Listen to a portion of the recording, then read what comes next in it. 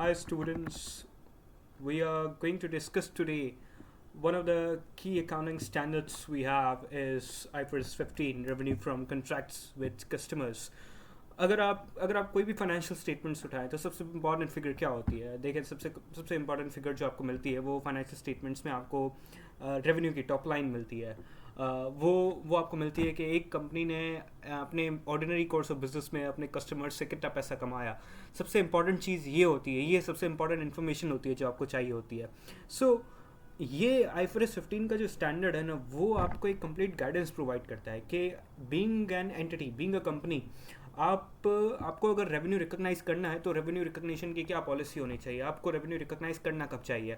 For suppose आपके पास दो type of contracts हैं। एक कॉन्ट्रैक्ट है over the period of time चल रहा है, तो फिर क्या आप रेवेन्यू तब रिकॉर्ड करें जब आपको पैसे आपको एडवांस में मिल जाएं, या फिर आप revenue over the period of time जिस तरीके से कॉन्ट्रैक्ट की सेटलमेंट आपको हो रही है कस्टमर्स को, आपको उस तरीके से रेवेन्यू रिकॉर्ड करना चाहिए।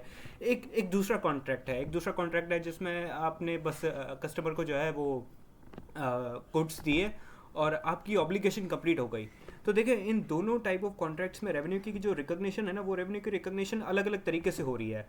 सो आप रेवेन्यू रिकॉर्ड करेंगे कैसे? ये IFRS 15 का जो स्टैंडर्ड्स है ना, वो आपको कम्प्लीटली गाइडेंस प्रोवाइड करता है। तो सबसे पहले तो इसके स्कोप के बारे में हम पढ़ते हैं। All this IFRS 15 applies to all contracts except जो हमारे लीज कॉन्ट्रैक्ट्स हैं, उस पर हमारा IFRS 16 का एप्लीकेशन होती है। जो हमारे इंश्योरेंस कॉन्ट्रैक्ट्स हैं वो IFRS 17 अप्लाई होता है। जो हमारे फाइनेंशियल इंस्ट्रूमेंट से रिलेटेड कॉन्ट्रैक्ट्स हैं उसमें IFRS 9 में IFRS 10, IFRS 11, IFRS 27, 28, और फिर सर्टेन नॉन मॉनेटरी एक्सचेंजेस हैं तो उसमें IFRS पे अलग जगह पे गाइडेंस प्रोवाइड की गई है। तो इस पर्टिकुलर स्टैंडर्ड में आगे बढ़ने से पहले जो है ना, हमारे पास कुछ सर्टेन डेफिनेशंस है। वो सर्टेन डेफिनेशन से हमें कुछ अपने आप को अंडरस्टैंडेबल बनाना है इन सर्टेन डेफिनेशन है ना। तो फिर पहली डेफिनेशन हमारे पास आती है, what does the contract means. आप अपने पहले बिजनेस लॉ के सब्जेक्ट्स में कॉन्ट्रैक्ट की डेफिनेशन पढ़ कर आएँ कि contract is a promise enforceable by law, is known as a contract ना। तो फिर अगर आप उस डेफिनेशन को भी थोड़ा सा अंडर कंसिडरेशन रखें ना, यहाँ पे जो IFRS 15 में जो आपको कॉन्ट्रैक्ट की डेफिनेशन बताई गई ना, वो कॉन्ट्रैक्ट की डेफिनेशन ये है कि यार आप एक कस्टमर के साथ ना एग्रीमेंट कर रहे हैं। आप कस्टमर के साथ किस चीज़ का एग्रीमेंट करते हैं? To sell the goods. अगर आपका बिजनेस मॉडल ये है कि आपको गुड्स बना के बेचना है, मैन्युफैक्चर करके बेचना है, तो फिर आप जो कस्टमर के साथ एग्रीमेंट कर रहे हैं वो कॉन्ट्रैक्ट है। फॉर सपोज आपकी कंपनी है जो कि सर्विस रिलेटेड है, आपकी कंपनी सर्विस देती है कस्टमर्स को। There could be several type of services. For example, you are giving installation of the PPE services. एक स्पेशलाइज नेचर का PPE है तो उसकी आप इंस्टॉलेशन की सर्विसेज देते हैं। तो जो आप कस्टमर के साथ कॉन्ट्रैक्ट कर रहे हैं टू गिव द सर्विसेज, वो कॉन्ट्रैक्ट जो है, वो जो एग्रीमेंट है वो कॉन्ट्रैक्ट कहलाएगा। So the contract is an agreement between two or more parties that creates enforceable rights and obligations between both of the parties, either the customer or either it would be the selling party, the organization itself. जो आपका customer होगा ना, customer आपका वो बंदा होगा जो कि ऑर्डिनरी कोर्स ऑफ बिजनेस में एक आपका प्रोडक्ट खरीदे।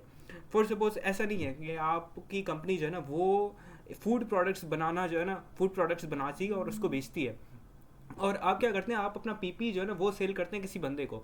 अब जो आपने PP वाली जो ट्रांजैक्शन की है ना, वो PP वाली ट्रांजैक्शन आपने किसी कस्टमर के साथ नहीं की। वो जो एंटिटी है ना वो कस्टमर नहीं है, क्योंकि आप अपनी ऑर्डिनरी कोर्स ऑफ बिजनेस में जो प्रोडक्ट्स को सेल करते थे ना, जो अपनी ऑर्डिनरी कोर्स ऑफ बिजनेस में अपने प्रोडक्ट को सेल करते थे, जिस बंदे को सेल करेंगे, जो बंदा खरीदेगा वो आपका कस्टमर होगा। इस केस में क्योंकि आपने PP बेचा है, वो PP का बेचना इटसेल्फ ये शो नहीं करता कि सामने वाली पार्टी कस्टमर है, क्योंकि ये आप ऑर्डिनरी कोर्स ऑफ बिजनेस आपका थोड़ी कि आप PP बेचें। आपका बिजनेस मॉडल तो ये है ना, आप एक फूड मैन्युफैक्चरिंग कंपनी है, आपके फूड रिलेटेड प्रोडक्ट्स बना के आपको बेचना आपका बिजनेस है। तो a party that is contracted with an entity to obtain goods or services that are an output of the entities ordinary course and in ordinary activities in exchange of the consideration is called the customer. आपका revenue क्या होता है? देखिए, जाहिर सी बात है, आप अपने कस्टमर को समझ के, तो कस्टमर से आने वाली जो इनकम होगी वो आपका रेवेन्यू होगा। Income arising in ordinary course of an entities ordinary business ordinary activities. Entity जो है ना अपनी ऑर्डिनरी एक्टिविटीज़ में जो अपना बिजनेस करती है, जो अपनी इनकम कमाती है, उस इनकम को हम लोग रेवेन्यू कहते हैं। तो एक तो रेवेन्यू की डेफिनेशन ये हो गई हमारे पास। दूसरी हमारे पास इनकम की डेफिनेशन है। Income is nothing but the increase in the economic benefits in the form of inflows or enhancement of assets or decrease of liabilities that result in increase in equity other than those from equity participants. So income is nothing but it's an increase in the economic benefits in the form of the inflows, या फिर cash की inflow की form में या assets की इन्हांसमेंट्स की inflow में जो आपको इकोनॉमिक बेनिफिट एक एंटिटी के बढ़ रहे हैं, या फिर एक एंटिटी की लाइबिलिटीज़ जो कम हो रही हैं, जिससे ओवरऑल दोनों में या तो एसेट्स बढ़ेंगे या तो लाइबिलिटीज़ कम होगी। इन दोनों की जो ट्रांजैक्शन के एक्सपेक्ट्स हैं उसको आप देखेंगे तो आपकी नेट पे आपकी इक्विटी बढ़ रही है।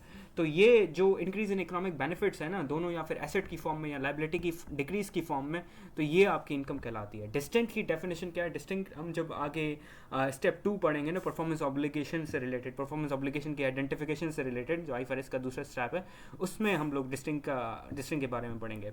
स्टैंड अलोन सेलिंग प्राइस के बारे में हम पढ़ें तो stand alone selling price, the price at which a promised goods or service would be sold separately to a customer. For suppose आप एक फूड रिलेटेड कंपनी थे ना, आपका काम था फूड रिलेटेड प्रोडक्ट बना के बेचना। अब आपकी जो फूड रिलेटेड प्रोडक्ट बना के और बेचने का काम है, इसमें फॉर सपोज आपका फूड एक प्रोडक्ट एक्स है, वो प्रोडक्ट एक्स आप बेच रहे हैं ना, वो जिस प्राइस पे आप प्रोडक्ट एक्स बेचेंगे ना, independently of selling with another product. For example आप कह रहे हैं ए को मैं 120 का बेचूंगा, लेकिन अगर ए के साथ मेरे बी को खरीदो, बी के साथ जो है ना मैं 200 रुपये का बेचूंगा, जबकि बी को अगर आप अकेला बेचते तो आप बेचते 110 रुपये का। तो आप देखिए, ए को 120 का बेच रहे हैं, बी को आप 110 का बेच रहे हैं, दोनों को कंबाइन आप निकालेंगे तो वो आप कह रहे हैं कि आप मैं 190 रुपये का बेचूंगा। तो ए की जो सेपरेट सेलिंग प्राइस है ना, जो उसकी अकेले सेल होने की जो प्राइस है, वो आपकी स्टैंड अलोन सेलिंग प्राइस कहलाएगी। What does performance obligation means? Performance obligation को अगर आपने अंडरस्टैंड करना है, इसको इस तरीके से समझें कि एक एंटिटी कस्टमर के साथ कॉन्ट्रैक्ट कर रही है ना, वो कॉन्ट्रैक्ट शो क्या करता है? What does this contract shows? वो कॉन्ट्रैक्ट शो करता है कि एक एंटिटी को उसका जो काम है, इधर या गुड सेल करना या सर्विस सेल करना, वो एंटिटी कस्टमर के साथ क्या कॉन्ट्रैक्ट करेगी? टू सेल द गुड्स और टू सेल द सर्विसेज। तो जो ये कॉन्ट्रैक्ट कर रही है ना, टू सेल द गुड और सर्विसेज, वो कॉन्ट्रैक्ट एक्चुअली एक प्रॉमिस है। आपने बिजनेस लॉ में पढ़ा होगा, a contract is nothing, a promise enforceable by law is known as a contract. तो ये जो एंटिटी कॉन्ट्रैक्ट कर रही है ना, इस कॉन्ट्रैक्ट में एंटिटी कुछ सर्टेन प्रोमिसेस कर रही है कस्टमर के साथ। जो प्रॉमिस कस्टमर के साथ कर रही है ना, that is known as performance obligation.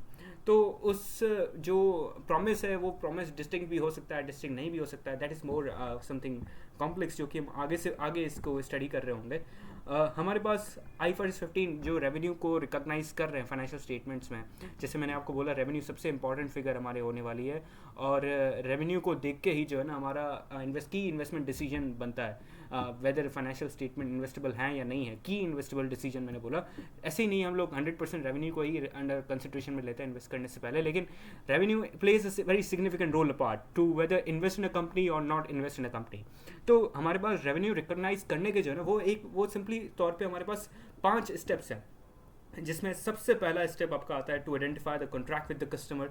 सबसे पहले आपको आइडेंटिफाई करना पड़ेगा कि कस्टमर आपका कौन है, और उस कस्टमर से रिलेटेड आपकी कॉन्ट्रैक्ट की कुछ सर्टेन कैरेक्टरिस्टिक्स है, वो आपको आइडेंटिफाई करनी पड़ेंगी। और उस कॉन्ट्रैक्ट को पढ़ते ही, उस कॉन्ट्रैक्ट को स्टडी करते ही आपको ये पता लगेगा कि आपकी इस कॉन्ट्रैक्ट के अंदर परफॉर्मेंस ऑब्लिगेशन कितनी है, आपको आपने क्या प्रॉमिस किया हुआ है कस्टमर के साथ। प्लस में आप इस कॉन्ट्रैक्ट की जो है ना वो कंसिडरेशन डिटरमिन करेंगे कि इस ट्रांजैक्शन की प्राइस कितनी है, इस कॉन्ट्रैक्ट की वैल्यू कितनी है। फिर आप डिटरमिन करेंगे इस कॉन्ट्रैक्ट की वैल्यू के बाद कि इस कॉन्ट्रैक्ट के अंदर जो मैंने प्रोमिसेस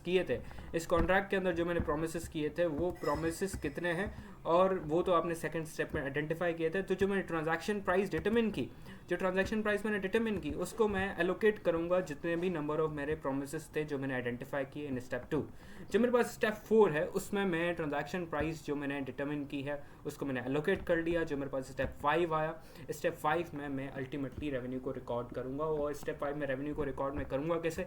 इधर मैं पॉइंट इन टाइम करूंगा या फिर over the period of time करूंगा। तो जो मेरे पॉइंट ऑफ टाइम करना चाहिए, over the period of time करना चाहिए, ये चीज़ मैं कैसे कंसिडर करूंगा ना, इसको मैं किस तरीके से असेस करूंगा, वेदर मुझे पॉइंट इन टाइम रिकॉर्ड करना चाहिए या फिर वेदर मुझे over the period of time record करना चाहिए। So this is the basic overview of IFRS 15 contract with the customer. आगे आने वाली क्लासेस में जो है ना हम इसको थोड़ा सा प्रोसीड करेंगे एक स्टेप बाय स्टेप वे में, स्टेप बाय स्टेप प्रोसेस में। सबसे पहले हम लोग कॉन्ट्रैक्ट आइडेंटिफाई किस तरीके से करते हैं, कॉन्ट्रैक्ट को असेस किस तरीके से करते हैं, क्योंकि अगर जाहिर सी बात है कस्टमर के साथ जो हम कर रहे हैं और कॉन्ट्रैक्ट कर रहे हैं, वो कॉन्ट्रैक्ट आईएफआरएस 15 के क्राइटेरिया में फॉल ही नहीं करेगा, तो मतलब वो जो ट्रांजैक्शन है वो आईएफआरएस 15 में फॉल ही नहीं करेगी। आपका पहला स्टेप जो है ना, आईएफआरएस 15 से आपने कॉन्ट्रैक्ट को बाहर निकल दिया तो इस स्टैंडर्ड में आने की जरूरत ही नहीं पड़ेगी। This is the very first step. फिर उसके बाद आपने कॉन्ट्रैक्ट आइडेंटिफाई कर लिया तो फिर परफॉर्मेंस ऑब्लिगेशन पे हमारी सेपरेट क्लास होगी, उसको आइडेंटिफाई किस तरीके से करते हैं, प्रॉमिस से क्या मुराद है, डिस्टिंक्ट होने से क्या मुराद है प्रॉमिस के। उसके बाद हम लोग ट्रांजैक्शन प्राइस को डिटरमिन करना सीखेंगे, उसके बाद हम ट्रांजैक्शन प्राइस को अलोकेट करना सीखेंगे, उसके बाद हम आखिर में रेवेन्यू को रिकॉग्नाइज करना सीखेंगे। और अदर कंसिडरेशन है IFRS 15 से रिलेटेड दूसरी कुछ सर्टेन गाइडेंसेस है और हमारा IFRS 15 खत्म हो जाएगा। इसको अगर आप थोड़ा सा आप ईजी करके चले, थोड़ा सा आप एक सेंस बना के चलें, तो ये सबसे आसान स्टैंडर्ड्स हैं, इसमें कोई ज़्यादा कॉम्प्लेक्सिटी नहीं है, थोड़ा सा बड़ा लगता है लेकिन ये पूरा जो है ना स्टैंडर्ड है ना, वो इस 5 पर्टिकुलर स्टेप्स में ये स्टैंडर्ड कवर हो जाता है। तो आने वाली क्लासेस में हम थोड़ा सा स्टेप बाय स्टेप इसको लेके चलेंगे। Be associated with me, would be back in another class.